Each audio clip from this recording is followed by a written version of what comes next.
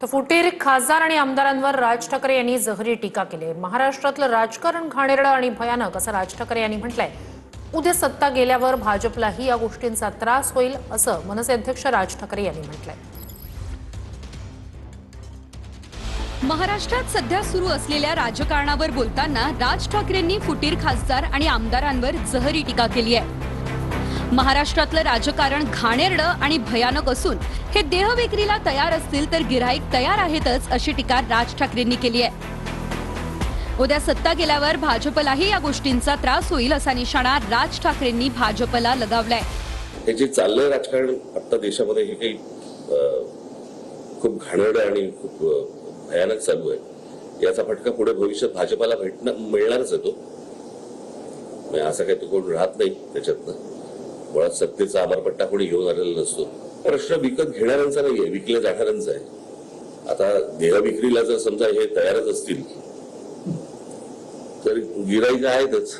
एखाद्या सत्ताधाऱ्यांनी त्यांचा विरोधक अथवा दुश्मन म्हणतायत ते पण दुश्मन विरोधक ज्या ज्या वेळेला संपवलेले आहेत त्या वेळेला त्यांच्यात विरोधक आणि दुश्मन तयार झालेले आहेत आणि त्यांनीच त्यांना संपवलेलं आहे। त्याच्यामुळे बाहेरचे विरोधी पक्ष तुम्ही संपवणं हे सोडून द्या, परंतु आता तुमच्यात जे विरोधक निर्माण झालेले आहेत याच्यातनं तुम्हाला जो त्रास होईल आता तो तुम्ही पण बघत राहा। आणि हा जगाचा इतिहास आहे आणि पहिल्या काळात तेच झालं होतं। भाजप हा पत्त्यांचा उलटा बंगला असून सगळ्यात खालचा पत्ता पंतप्रधान मोदी आहेत आणि सगळ्यात खालचा पत्ता सटकला तर सगळं कोसळून पडेल असा इशारा राज ठाकरेंनी यावेळी भाजपला दिलाय। पत्त्याचा बदला करायचा ना पूर्वी पत्त्याचा, तसा हा उलटा आहे। त्याच्या खालचा जो पत्ता आहे तो नरेंद्र मोदींचा आहे। तो एकदा सटकला की सगळं कलॅप्स आहे।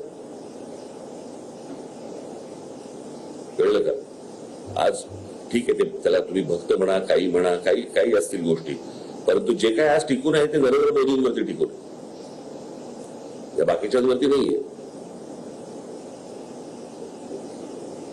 आणि अशा गोष्टींमध्ये तुम्ही ज्या प्रकारचं भयानक राजकारण करतात, खेळतात, हे त्यांनाही अंगाशी येणार आहे। ते फक्त प्रश्न असा आहे की आपण करत असलेली कृती हा भविष्यातला पायंडा आपण काय पाडतो याचं भान मला असं वाटतं राजकीय पक्षांना जर समजा नसेल, राजकीय नेत्यांना नसेल तर मला भविष्यातल्या पुढच्या पिढ्यांची चिंता मला जास्ती वाटते। आपण कुठे नेणार आहोत महाराष्ट्र, कुठे नेणार आहोत देश